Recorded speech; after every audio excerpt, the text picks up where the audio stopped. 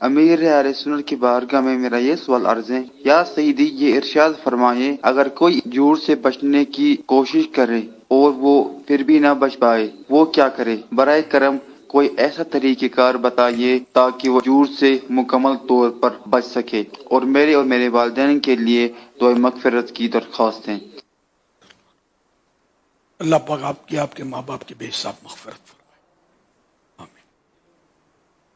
جھوٹ ہو یا کوئی سا گناہ ہو، مسلمان کو تو اس سے بچنا ہی بچنا ہے، اور سچی توبہ کرے، بہتر صلاۃ توبہ پڑھے، 2 رکعت نفل پڑھ کے غیر مکروہ وقت میں اللہ پاک سے گڑ گڑا کر توبہ کرے۔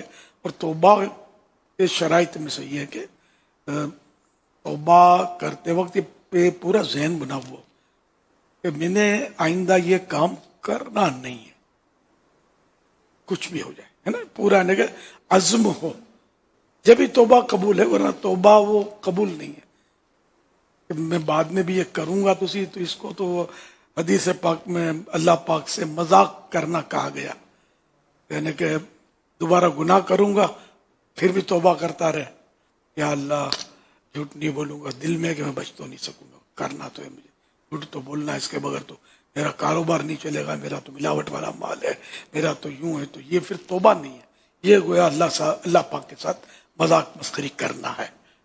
یہ توبہ استغفر اللہ تو بہت خطرناک ہے۔ توبہ بالکل یعنی کہ یہ فائنل ہو کہ آئندہ یہ گناہ نہیں کروں گا۔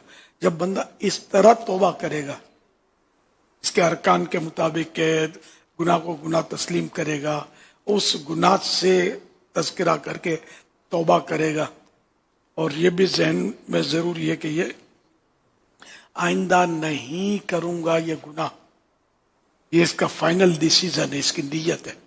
انشاءاللہ اس طرح یہ توبہ کرے گا تو توبہ بھی قبول ہے، اور اللہ پاک کی توفیق شامل حال ہوگی انشاءاللہ۔